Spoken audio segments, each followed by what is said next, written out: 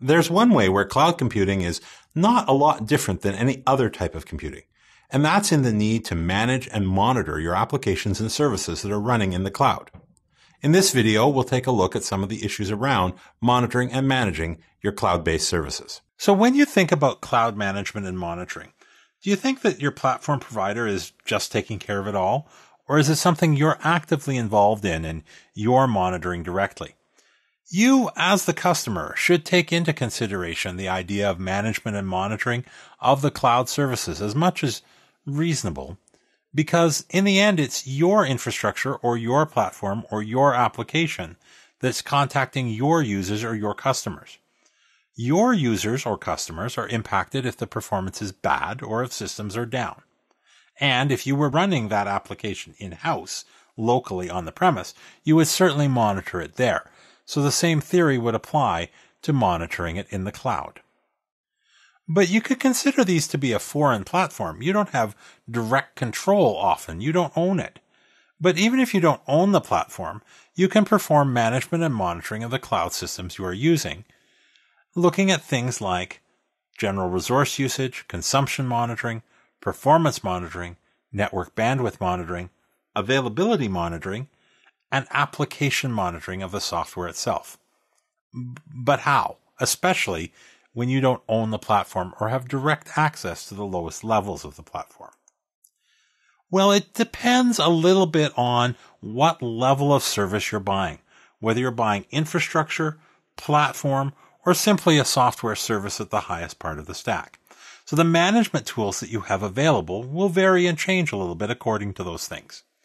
If you are using infrastructure as a service or platform as a service, you have access to native applications from the operating system itself. And more, management tools are being designed to bridge between on-premises and cloud-hosted components. Certainly if you're in the Microsoft stack and their servers, they're very big about part of it running in-premises and part of it running in the cloud, and a unified management model to talk to both parts at once. The principles in this case remain the same, or at least very similar. You're simply monitoring it running somewhere else. But beyond that, or if you don't have access to those, then you're probably going to rely on some tools coming from the cloud services provider. It's often the only option for software as a service where the provider is taking care of everything right up to the application level itself. The availability of tools to provide you with information about how your services are executing might well be a differentiator between providers, something to evaluate when you're discussing about entering into a new arrangement with a new provider. Most providers offer one or both of two types of monitoring. One is some kind of real-time portal where you can go to a web page or perhaps install an application and it will show you in fairly real time exactly what's happening.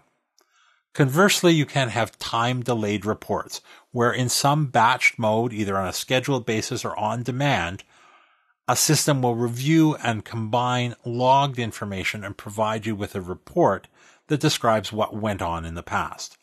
They both have their value, and you want to understand what's available and what kind of information you can glean from each one. So what about getting started? What do we actually do? Well, start to visualize your application performance in real time, particularly on business transactions. Monitor those business transactions and see how the service level is performing. That can both be formalized and informalized monitoring. Monitor the health of your cloud infrastructure. Isolate latency and bottlenecks. Where are things slowing down?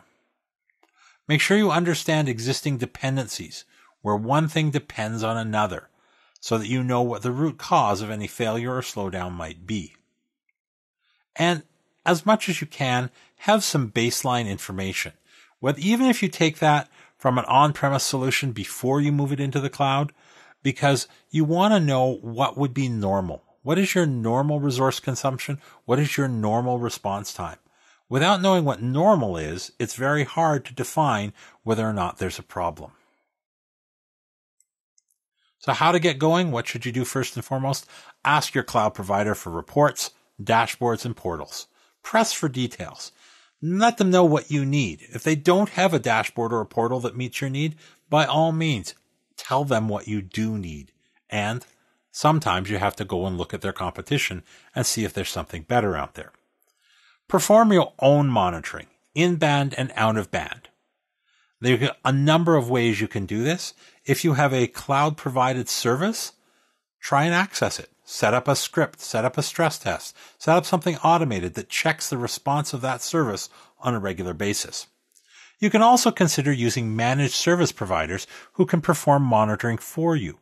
There are companies that will contract and they will perform that and give you a report and say, this is how your web service was performing over the last week or month, or send you an alert if they detect a problem.